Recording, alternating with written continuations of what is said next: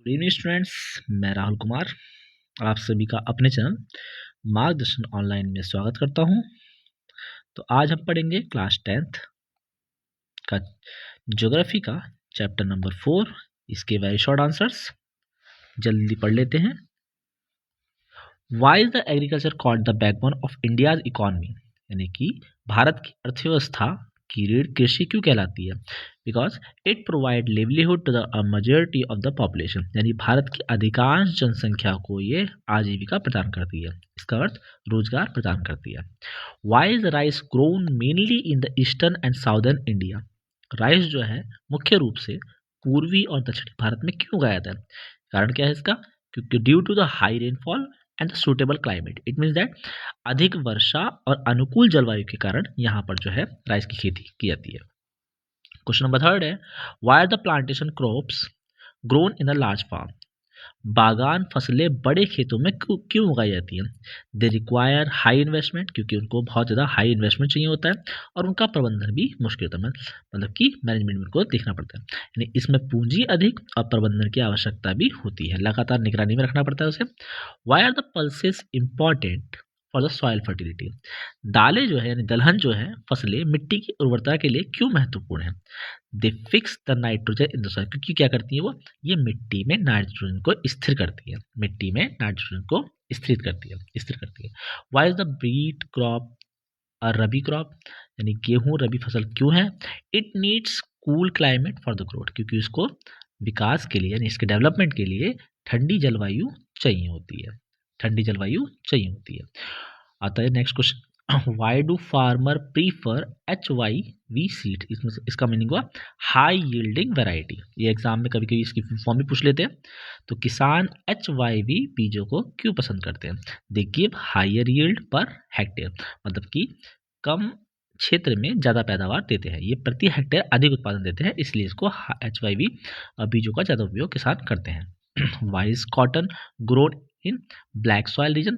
की जो कपास की खेती है वो काली मिट्टी में उगाई जाती है। तो ब्लैक सॉइल रिटेन मॉइस्चर, क्योंकि ब्लैक सॉइल में क्या होता है, मॉइस्चर आता है। कभी भी डायरेक्ट क्वेश्चन आता है कि कॉटन की खेती कौन सी मिट्टी में की जाती है, तो वो काली मिट्टी में की जाती है। ये डायरेक्ट क्वेश्चन में कई बार एग्जाम में पूछ लेते हैं, ऑब्जेक्टिव में भी आता है। Why is jute called the golden fibre? Golden fibre क्यों कहा था जूट को? जूट को सुनहरा रेशा क्यों कहा था? इट अर्न्स फॉरेन एक्सचेंज, क्योंकि क्या करती है, ये विदेशी मुद्रा कमाने में सहायक है, विदेशी मुद्रा कमाने में सहायक होती है। क्वेश्चन नंबर 9 है, why is the intensive subsistence farming practised in the densely populated areas? सघन उपजीविका कृषि घनी आबादी वाले क्षेत्रों में क्यों की जाती है? तो क्वेश्चन है, due to small land holdings, यानी छोटे भूमि जोत होने के कारण, छोटे भूमि जोत होने के कारण। वाई डज शुगर के need a long growing season? गन्ने को लंबी बढ़वार यानी अवधि क्यों चाहिए होती है, कि उसको ज़्यादा लंबा टाइम क्यों चाहिए होता है? It require high temperature for a long period, क्योंकि उसको बहुत अधिक समय के लिए उच्च तापमान की आवश्यकता होती है, बहुत अधिक समय के लिए उच्च तापमान, यानी कि शुगर केन को क्या चाहिए आपका, हाई टेम्परेचर, वो भी एक लंबे टाइम के लिए।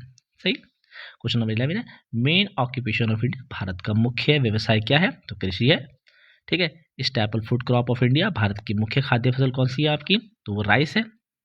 एग्जाम्पल बताइए आप खरीफ क्रॉप के, तो खरीफ क्रॉप के एग्जाम्पल जैसे कि राइस है आपका, मेज हो गई, कॉटन हो गया, ज्वार है, बाजरा है। कौन कौन से हैं आपके खरीफ फसल के? राइस, मेज, कॉटन, ज्वार, बाजरा। अब ये जो आपकी खरीफ क्रॉप है ये अक्टूबर नवंबर में इनको बोया जाता है, सोइंग की जाती है, सोइंग टाइम इसका, और हार्वेस्टिंग का टाइम इसका मार्च अप्रैल। कब है? मार्च अप्रैल, अक्टूबर नवंबर में इसको बोया जाता है। ठीक है। उसके बाद नेक्स्ट है आपका एग्जाम्पल ऑफ रबी क्रॉप। तो रबी क्रॉप का एग्जाम्पल है गेहूं, बार्ले यानी वीट, बार्ले, और ग्रैम, मस्टर्ड एंड पीस, और भी होते हैं।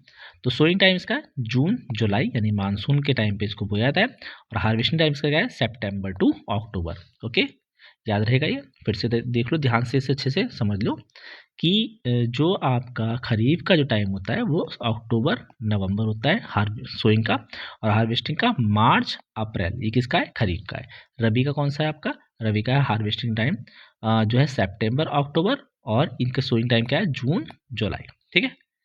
आते हैं क्रॉप ग्रोन इन जायद सीजन, तो जायद क्रॉप जो उगाई जाने वाली फसल है वो कौन सी है आपकी? वाटरमेलन एग्जाम्पल है एक इसका।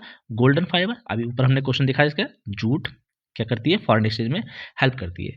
Main fibre crop of India, Bharat की मुख्य रेशा फसल कौन सी है? वो है आपकी कपास यानी cotton. Major sugarcane producing state, जो गन्ना उत्पादक प्रमुख राज्य कौन सा है? वो आपका है यूपी। यूपी में सबसे अधिक गन्ना होता है। बेवरेज क्रॉप यानी कि पेय जो है आपकी पहाड़ी ढलानों पर उगाई जाने वाली पेय फसल कौन सी? पेय फसल कौन सी है आपकी? चाय, चाय यानी T. Largest producer of coffee in India, Bharat में सबसे अधिक कॉफ़ी का उत्पादन कौन सा राज्य करता है? वो करता है कर्नाटका। कौन सा? कर्नाटका। नेक्स्ट क्वेश्चन पे आते हैं। क्रॉप रिक्वायरिंग हैवी रेनफॉल, यानी अधिक वर्षा की आवश्यकता वाली फसल कौन सी है आपकी? अधिक वर्षा की आवश्यकता वाली फसल आपकी कौन सी है? वो है आपकी राइस यानी चावल। ऑयल सीड क्रॉप यानी तिलहन फसल कौन सी है आपकी? ग्राउंड नट। प्लांटेशन क्रॉप बागान कृषि, बागान फसल वो आपकी है टी।